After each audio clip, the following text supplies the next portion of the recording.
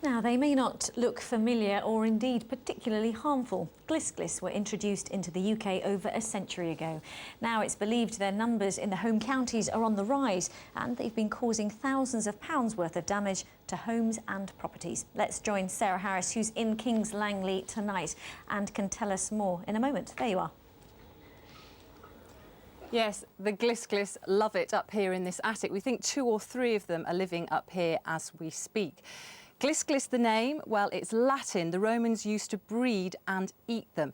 And we think the evidence is there are around 10,000 of them living not just in this part of Hertfordshire and Buckinghamshire, where they've traditionally lived, but that they're becoming more widespread and moving into London.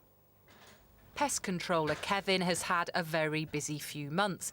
He's put out traps in lofts and sheds across Hertfordshire and caught 460 Glis Glis, or edible dormice as they're also known, so far this year alone. They're just running around the roof spaces. Obviously, they're very noisy little creature because there's no insulation on this. They're straight on top of the plasterboard. Generally speaking, you hear them more at night because they're a nocturnal creature. When one of the rodents is trapped, they have to be registered with the government advisors on Wildlife Natural England before being destroyed. Usually they live in a 200-mile radius between Beaconsfield, Tring and Luton. But one pest controller has told me of cases he's treated in Harrow. Kevin believes some people may have illegally kept them as pets. People don't really know what they are. I've had people say, oh, I caught a baby squirrel, or is this a mixture of a rat and a squirrel? It's not. They're their own species, which is a dormouse, not a native dormouse, known as the edible dormouse or the fat dormouse or the Glis Glis. As I say, they don't really know what they're dealing with, and they just think they have baby squirrels and re-release them. One couple who know all about the Glis Glis are the Milnes from Feldon in Hertfordshire. Anything there? Any luck? No, they haven't come in this time. They say the rodents have caused thousands of pounds worth of damage to their house and keep them awake at night. It's running of little feet. I mean, they're thundering around the loft and making a hell of a noise. So it's very unpleasant. And once when we were on holiday, we got a phone call from a neighbour to say our burglar alarm had gone off. She came over and there was a Glis that had come down a chimney, got into the dining room, was running amok, scratching the table. This is the man the Milnes hold responsible for their non-paying guests. Collector Lord Rothschild brought 6 Glis Glis to England in 1902.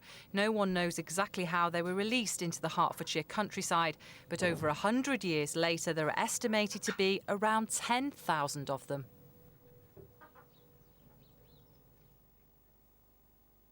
Well, with me and the sleeping Glis Glis here in the attic is Doug, who runs the activity centre here.